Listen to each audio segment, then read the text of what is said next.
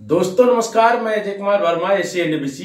तो आज का वीडियो दोस्तों इस टॉपिक के ऊपर है कि यदि किसी फार्मर के यहाँ पे चिक्स आता है तो फार्मर को चिक्स के साथ में कैसे रहना है और क्या करना है। थोड़ा सा दोस्तों इसमें अपने ऊपर भी कुछ बातें बताऊंगा आगे वीडियो में कि मैं क्या हूं, और थोड़ा सा सुनिएगा आप लोग।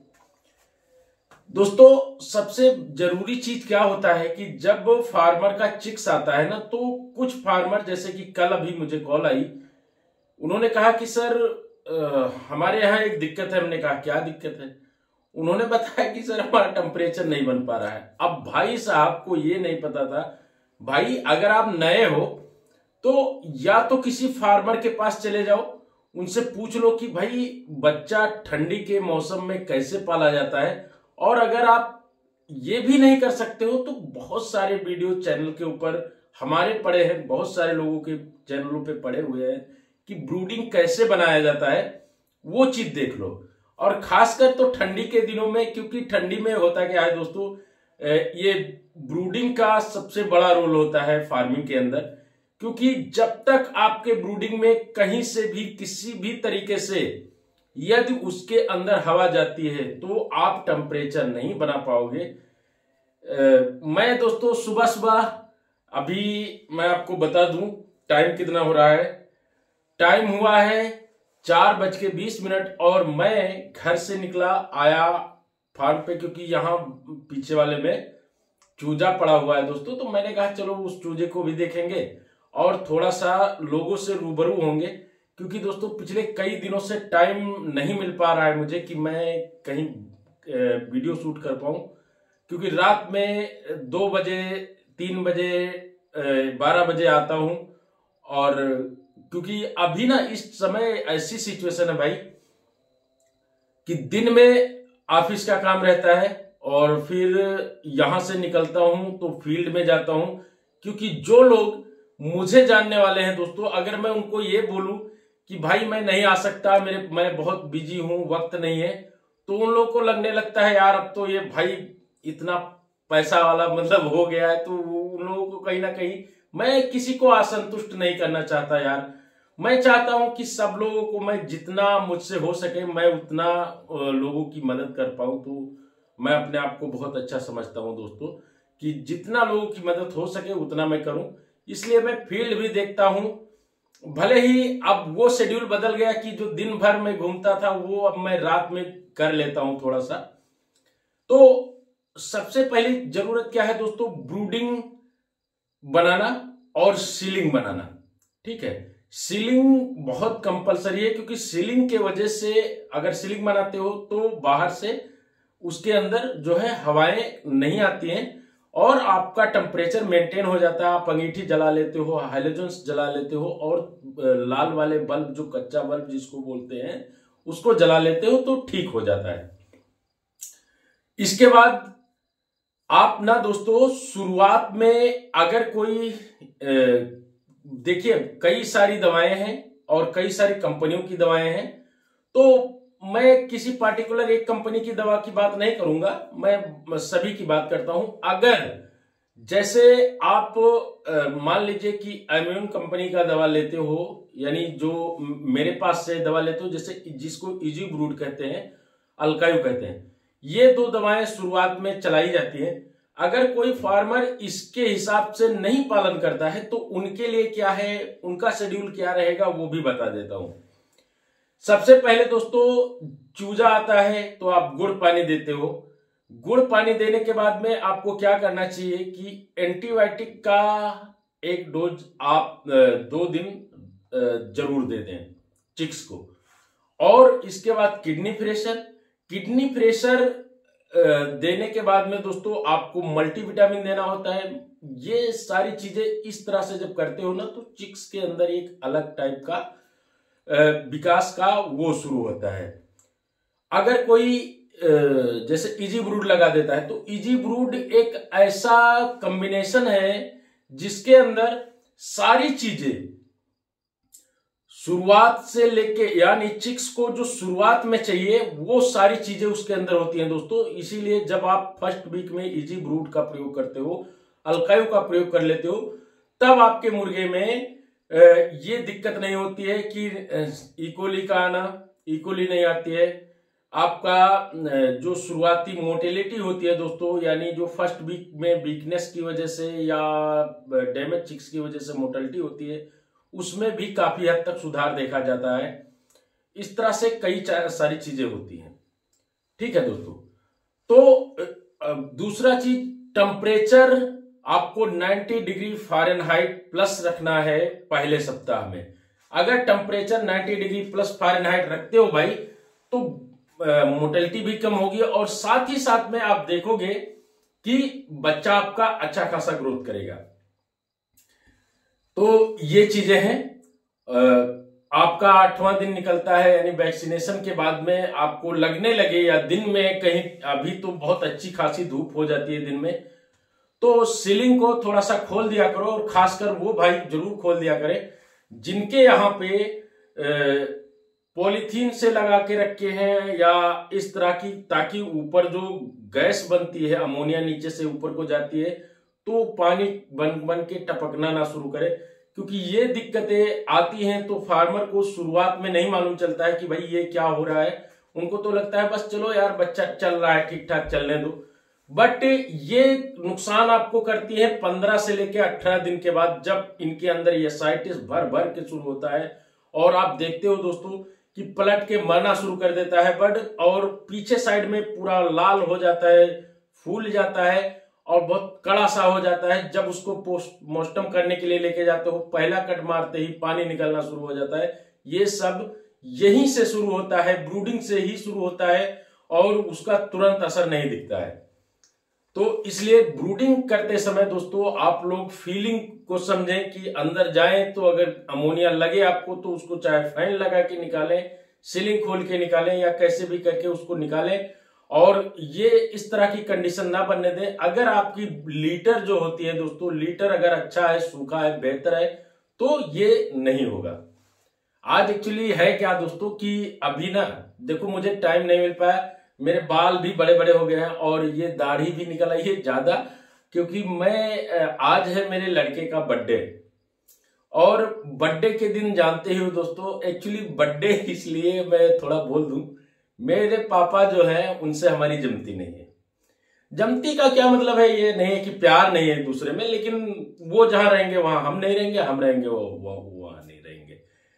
तो और एक चीज और बता दूं कि मेरे बड़े पापा और मेरे पापा के बीच में हम लोग जो भाई लोग हैं, सब में एक मैं ही हूं जिसको लड़का है मतलब बच्चा हमको ही है।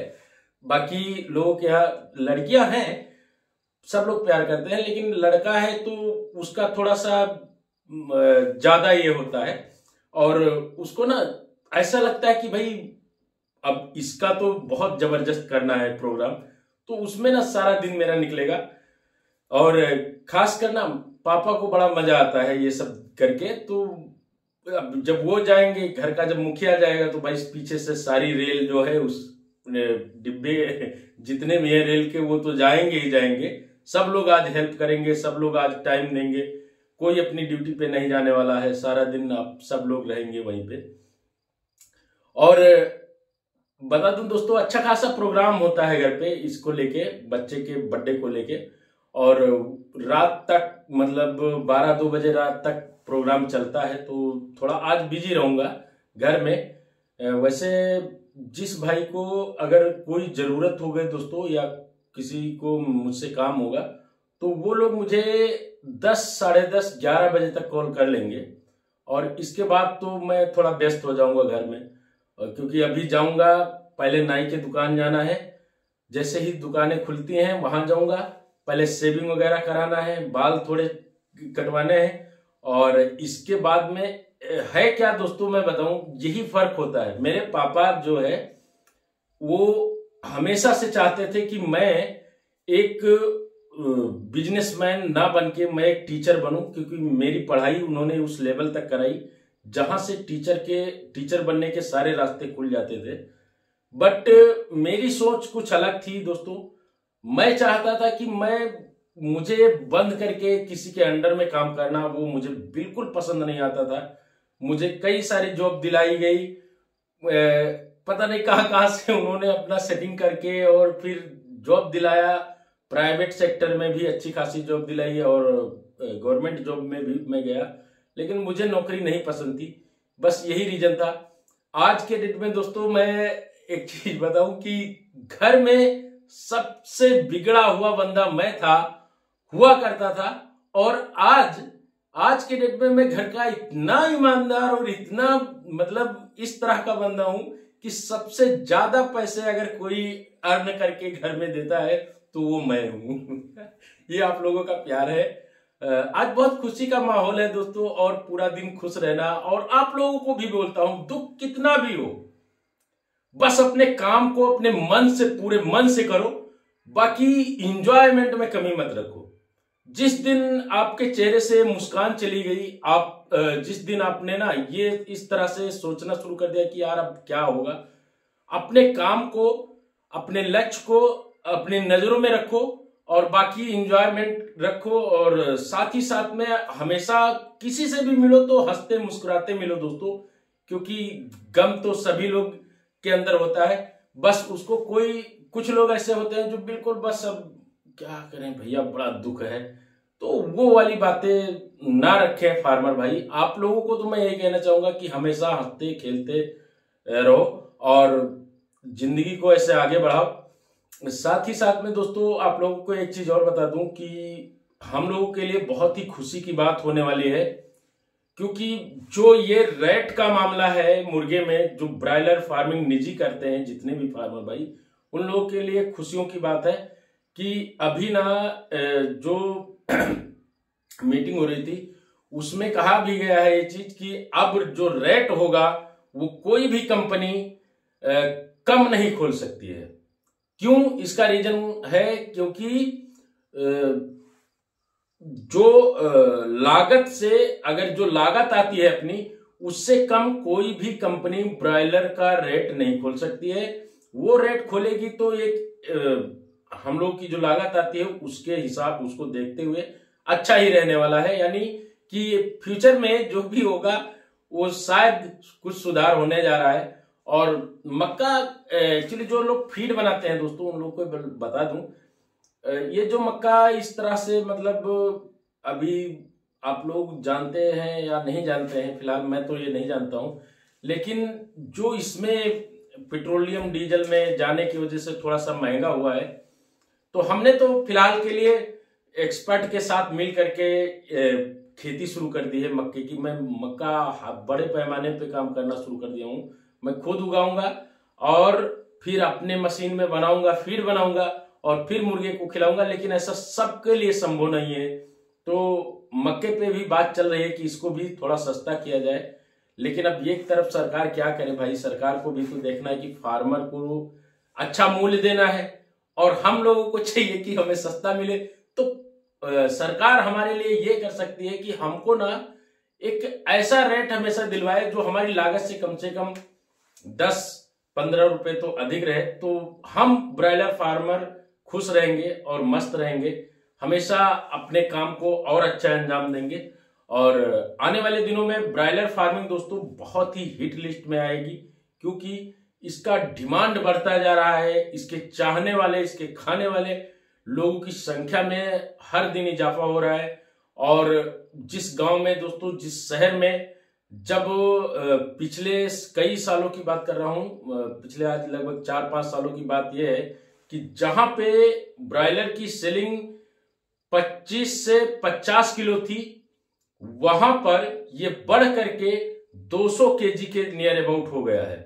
तो आप लगा सकते हो कि ब्रायलर को इनटेक करने वाले लोग कितने ज्यादा हैं और कितना अच्छा इसका फ्यूचर होने वाला है, ये आप लोग सोच नहीं सकते हो दोस्तों। और आगे हम तो यही कहेंगे दोस्तों कि सभी लोग निजीकरण पे आइए धीरे धीरे करके, क्योंकि कंपनियों को भी फटका लगता है तो उनको भी नुकसान होता है। इसी तरीके से हम लोगों का नुकसान लगता था। लेकिन दोस्तों अगर आने वाले दिनों में ये जो विचार अभी रखा गया है, इस प्रस्ताव को अगर अच्छे से सुचारू रूप से चालू कर दिया गया, तो निजी फार्मिंग करने वाले फार्मर बहुत ही खुश रहने वाले हैं और वो हमेशा बेहतर प्रॉफिट भी कमाएंगे।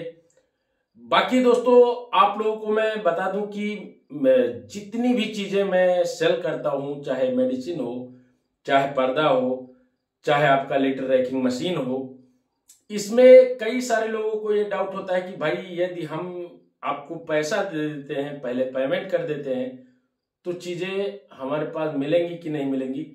तो मैं बता दूं दोस्तों कि कुछ ऐसे जगह है जैसे त्रिपुरा हो गया, मेघालय हो गया, उस क्षेत्र में कुछ चीजों को भेजने के लिए फार्मर का जीएसटी नंबर चाहिए होता है। उस 2-3 स्टेट को छोड़ करके बाकी ऑल इंडिया अगर किसी के पास हमारी सर्विस प्रोवाइड कराने में कोई कमी होती है तो बेशक आप मुझे कमेंट कर सकते हो कि सर आपने जो हमसे वादा किया था, हमने पेमेंट किया था, वो चीज अभी तक मुझे अवेलेबल नहीं हो पाई है। ये होता है दोस्तों कि थोड़ा सा टाइम लग जाता है, क्योंकि अपने हाथ में तो सिर्फ इतना है कि आपका ऑर्डर आया, हमने उसको पैक कराया, पैक करा के हम तुरंत उसको वहां पहुंचा दिए, बीआरएल वाले के पास पहुंचा दिए या डीटीडीसी वाले के पास पहुंचा दिए। लेकिन जो ट्रांसपोर्टिंग में प्रॉब्लम होती है, उसका समय लगता है, उसमें कुछ चीजें होती हैं, उसके बारे में मैं क्या कहूं दोस्तों। उसमें तो मैं यही कर सकता हूं कि जैसे आप ट्रैक करके देखते हो, फिर फोन कॉल्स घुमाते हो, ऐसे मैं भी करता हूं कि भाई मैं यही कहता हूं कि सर थोड़ा जल्दी करवा दीजिए, हमारे फार्मर को बहुत ही सख्त जरूरत है। बस इतना ही कर सकते हैं। लेकिन दवा मिलती जरूर है दोस्तों, सारी चीजें मिलती जरूर है, टाइम टू टाइम मिलती है। अभी एक जल्दी की घटना है दोस्तों, यहां से जहां से हम लोग पर्दा भेजते थे वहां पे बीआरएल में एक बहुत ही बड़ी घटना घट गई, जिसकी वजह से कम 4 से 5 दिन तक हम लोगों का ये बड़ा समस्या हुआ। और हम लोग टाइम पे चीजों को मतलब 4 से 5 दिन एक्स्ट्रा लगने का मतलब ही हो गया कि भाई कहीं ना कहीं फार्मर को लगने लगता है कि भाई ये गलत हो रहा है, तो वो नहीं हो पाया। तो हमने क्या किया, हमने ट्रांसपोर्ट बदल करके दूसरे से अभी लोगों को चीजें दे रहे हैं। वहां की स्थिति सही होती है तो उनके द्वारा भेजा जाएगा, क्योंकि उनका ना सस्ता पड़ता है थोड़ा। जैसे अपन डीटीडीसी में डालते हैं कोई चीजें, मेडिसिन वगैरह, तो उसका ना चार्ज भी अच्छा खासा वो लोग करते हैं और उनको देते हैं। तो ज्यादा अगर मात्र जैसे मशीन हो गई तो मशीन हमको तो मजबूरी है कि भाई उन्हीं को देना है, क्योंकि 19 किलो 18 किलो की मशीन होती है रैकिंग मशीन। पर्दा 20 केजी का होता है। इसको अगर हम इस तरह से स्पीड पोस्ट या ये सब करना चाहेंगे तो जितनी की लागत है उतना तो उनको पेमेंट देना पड़ेगा। खैर वीडियो बहुत बड़ा हो जाएगा दोस्तों। तो आज दोस्तों 11 बजे तक आप लोगों को अगर कोई चीज की जरूरत है, मुझसे बात करना है तो कर सकते हैं। 11 बजे के बाद दोस्तों माफी चाहता हूं, आज के दिन नहीं फोन अटेंड कर पाऊंगा। और फिर मैं अगर जो मिस कॉल रहेंगी उनको मैं रिप्लाई जरूर करूंगा, लेकिन अगले डे में, कल के बाद, आज के बाद कल में करूंगा। धन्यवाद।